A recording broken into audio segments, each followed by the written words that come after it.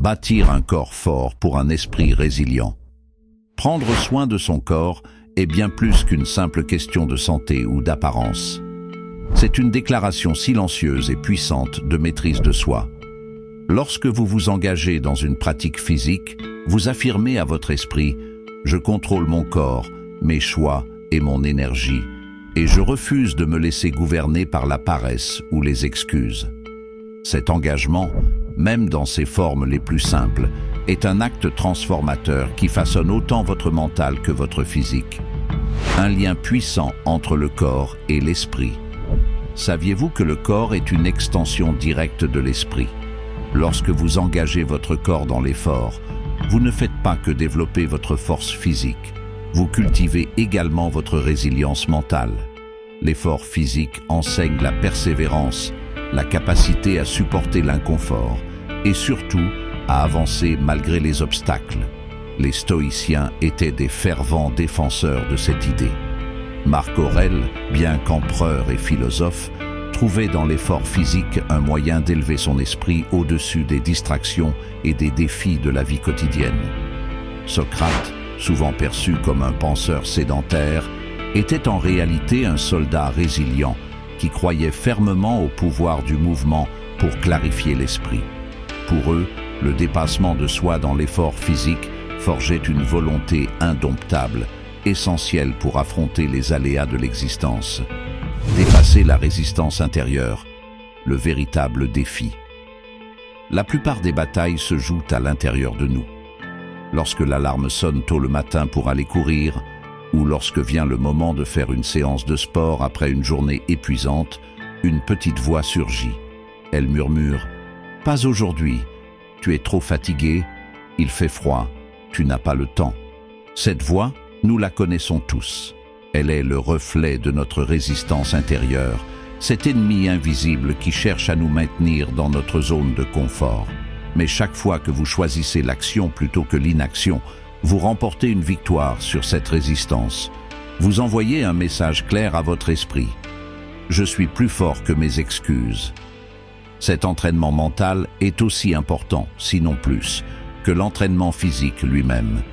Il développe une discipline et une confiance intérieure qui se manifestent dans tous les aspects de votre vie.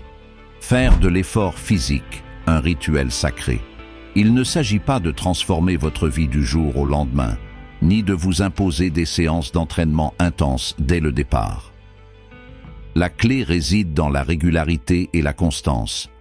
Peu importe votre point de départ ou votre niveau de forme actuel, ce qui compte, c'est de bouger, même un peu, chaque jour. Considérez votre pratique physique comme un rituel sacré, un moment pour vous reconnecter à vous-même et à vos objectifs. Cela peut être une promenade matinale au lever du soleil, un cours de yoga en fin de journée, une série d'exercices simples à la maison ou une séance de natation. L'important est de traiter ce moment avec le respect qu'il mérite, comme un espace dédié à votre croissance personnelle. Les leçons invisibles de l'effort physique. L'effort physique ne concerne pas seulement le fait de brûler des calories ou de développer vos muscles. Chaque mouvement, chaque exercice contient une leçon précieuse. Vous apprenez que l'inconfort est temporaire, mais que la satisfaction de le surmonter est durable. Vous découvrez que la discipline n'est pas une contrainte, mais une clé pour libérer votre potentiel. Et surtout, vous réalisez que vous êtes capable de bien plus que vous ne l'imaginiez. Ces leçons ne restent pas confinées à la salle de sport ou à vos moments d'exercice. Elles se traduisent dans votre vie quotidienne. Vous devenez plus calme face au stress, plus résilient face aux défis et plus déterminé à atteindre vos objectifs. Ce que vous construisez dans l'effort physique devient un pilier pour affronter tout ce que la vie met sur votre chemin. Comment commencer et persévérer? Commencer peut sembler difficile, mais cela ne doit pas être compliqué. Fixez-vous des objectifs simples et accessibles. Par exemple, faites une marche rapide de 10 minutes chaque matin. Intégrez des étirements ou du yoga avant de vous coucher. Inscrivez-vous à un cours collectif pour rester motivé. Essayez une nouvelle activité, comme la natation ou la danse, qui vous procure du plaisir tout en vous faisant bouger. L'essentiel est de commencer, peu importe la taille de vos premiers pas. Le plus important est de transformer ces efforts en habitudes.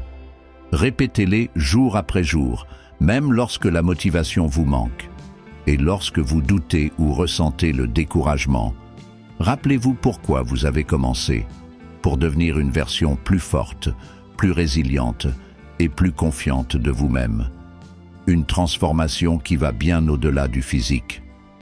La magie de l'effort physique, c'est qu'il ne se limite pas à transformer votre corps. Il vous transforme en profondeur. En développant votre discipline et votre maîtrise de vous-même, vous créez une dynamique qui s'étend à tous les domaines de votre vie.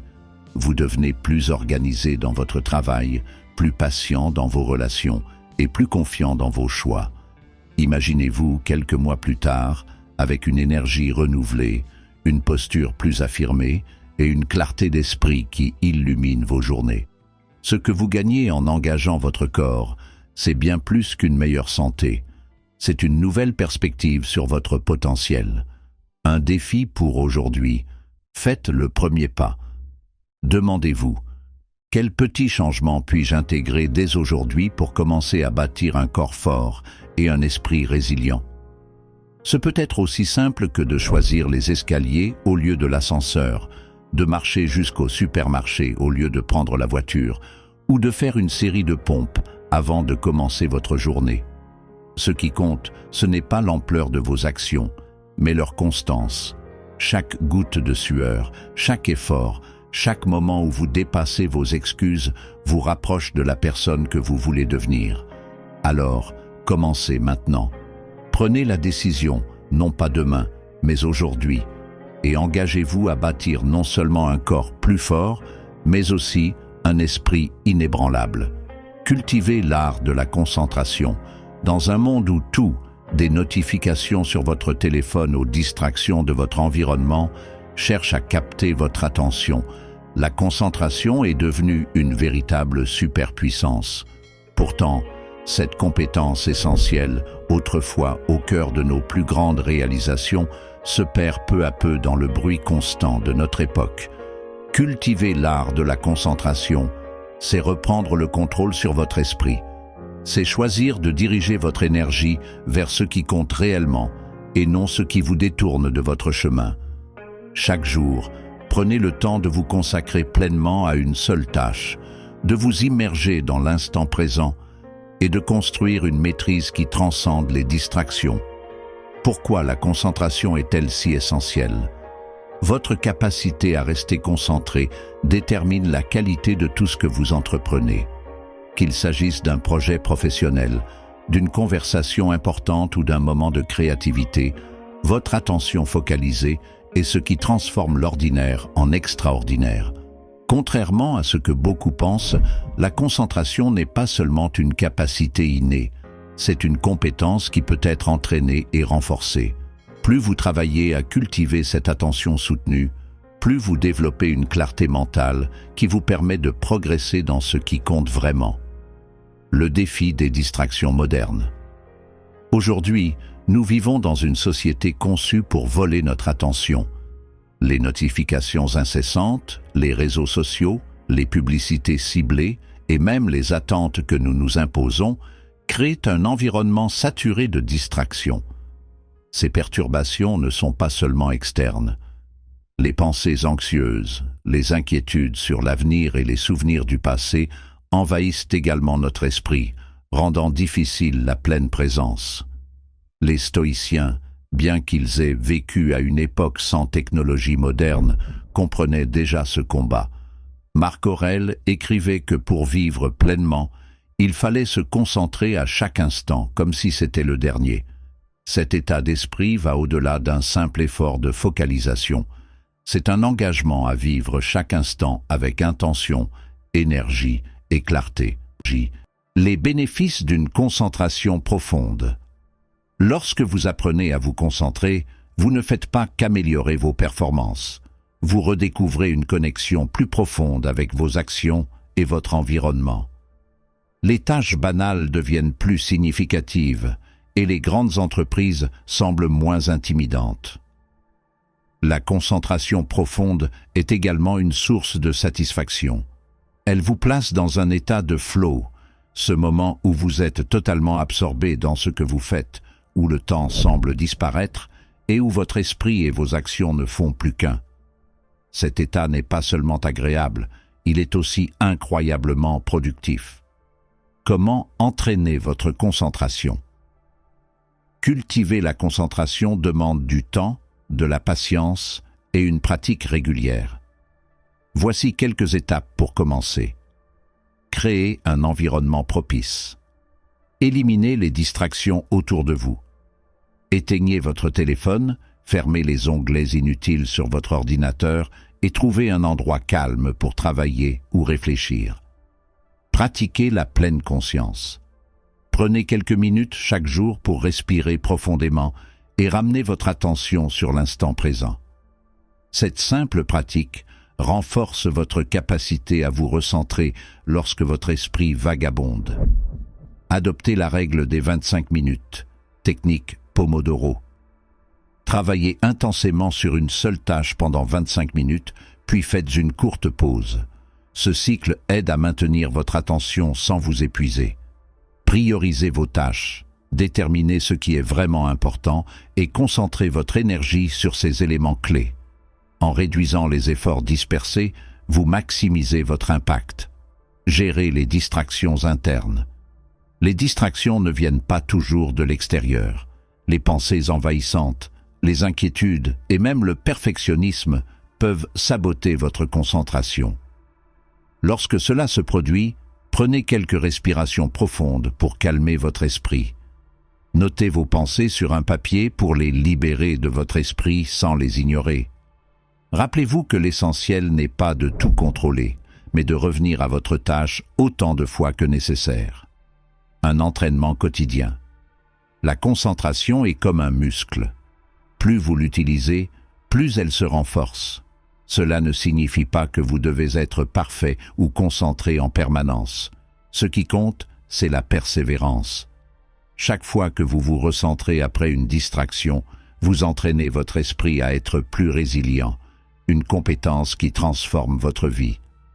En apprenant à diriger votre attention, vous ne transformez pas seulement votre manière de travailler, mais aussi votre manière de vivre.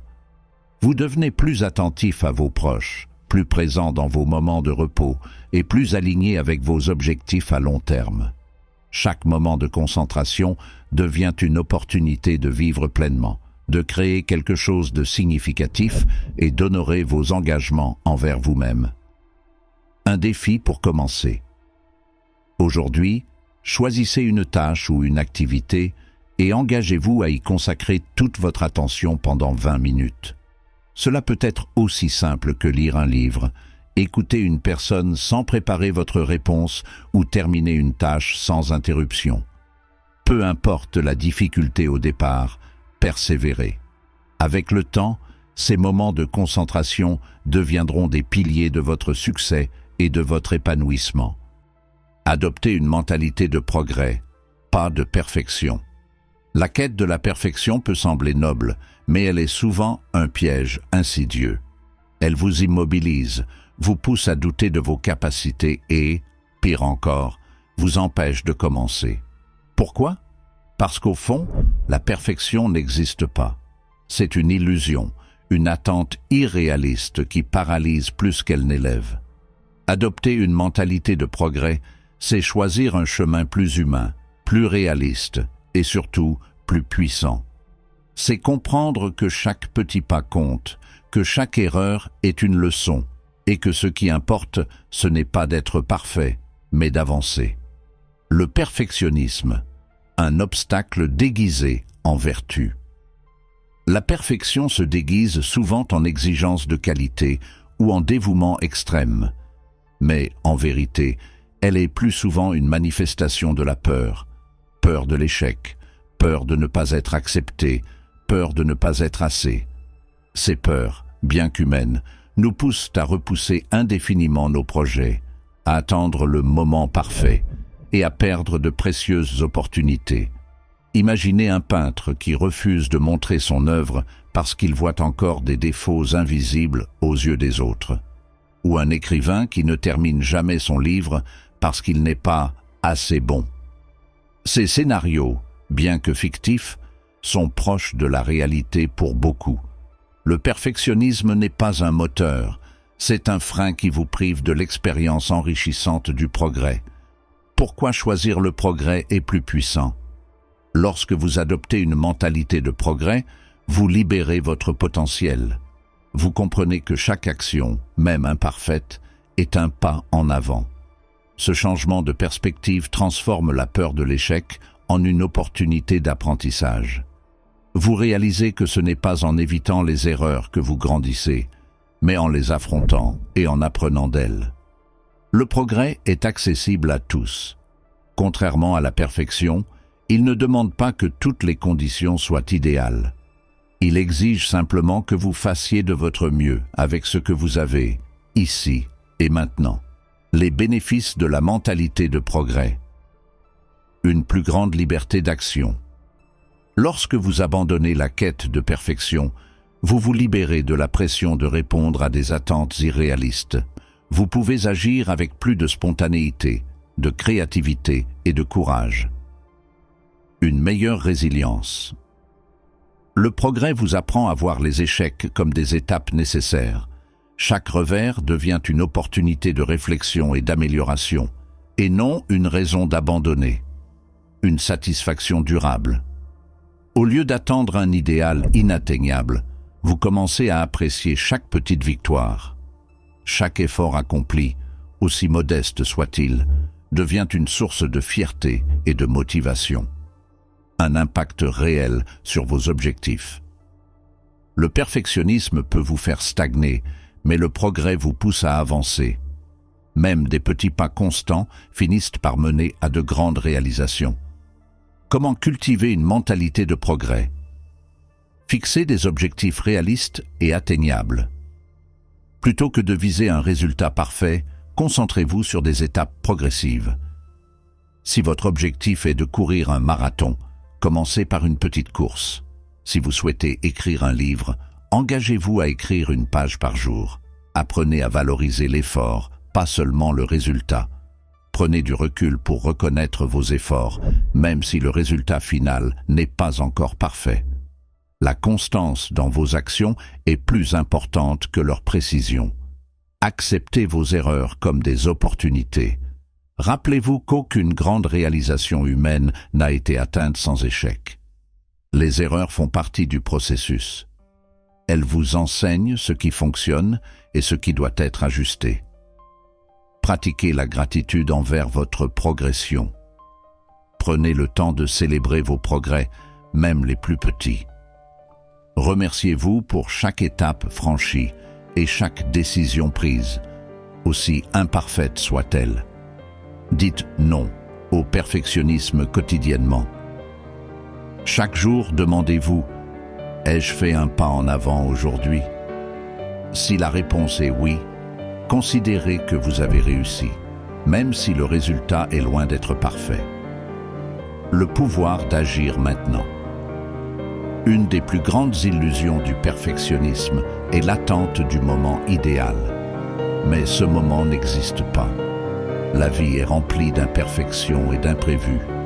Attendre que toutes les conditions soient parfaites, c'est souvent attendre indéfiniment. Le progrès, en revanche, commence maintenant. Qu'avez-vous en ce moment?